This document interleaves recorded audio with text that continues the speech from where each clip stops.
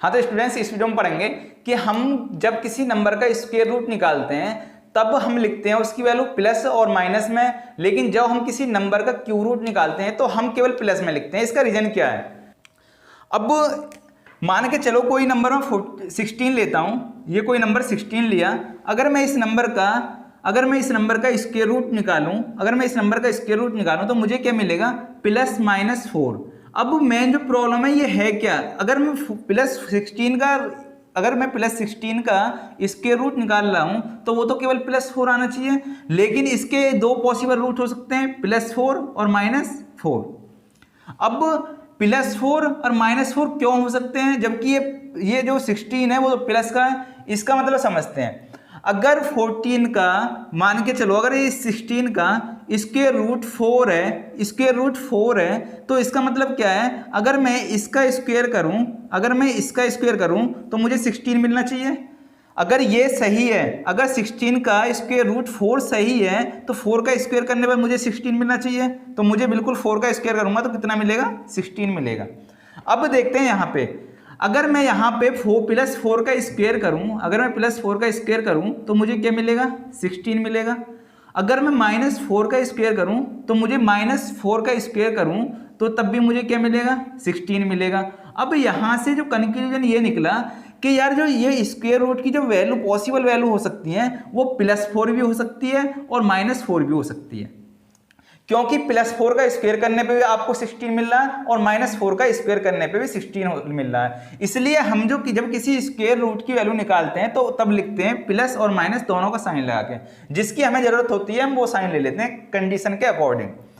अब आपके दिमाग में एक क्वेश्चन आएगा कि जब हम स्क्वायर रूट की वैल्यू प्लस माइनस लिख दे रहे हैं तब हम क्यूब रूट की वैल्यू, मान के चलो अगर मुझे किसी नंबर 27 का क्यूब रूट निकालना है तब हम इसकी वैल्यू क्यों प्लस माइनस नहीं लिखते? कि इसका रीजन क्या है? फिर ये गलत क्यों हो जा रहा है? तो समझते हैं इसका मतलब। अगर मैं क्यूब रूट की बात करूं 27 का, मान के चलो जो क्यूब रूट होता है वो क्या होता है? 3।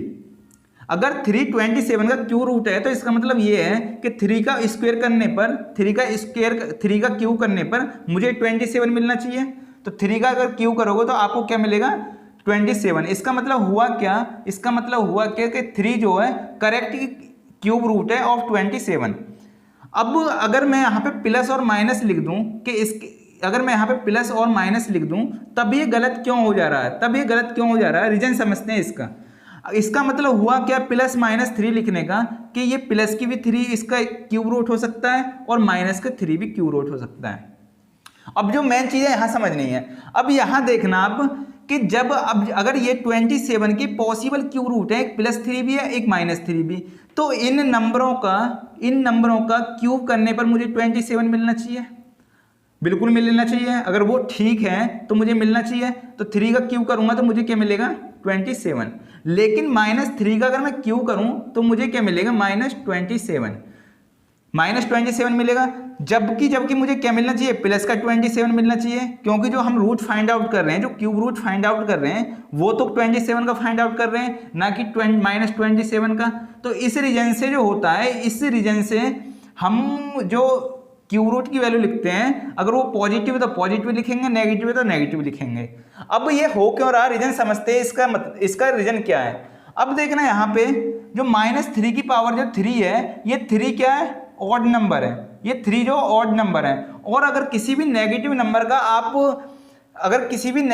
की पावर ऑड है तो उसकी जो वैल्यू मिलेगी आपको हमेशा नेगेटिव मिलेगी। ठीक, यहाँ पे उसी चीज को समझते हैं। अगर यहाँ पे देखना जो इसकी जो पावर है -4 की पावर 2 होगी, स्क्वायर रूट में 2 होगी और क्यूब रूट में 100% 3 होगी।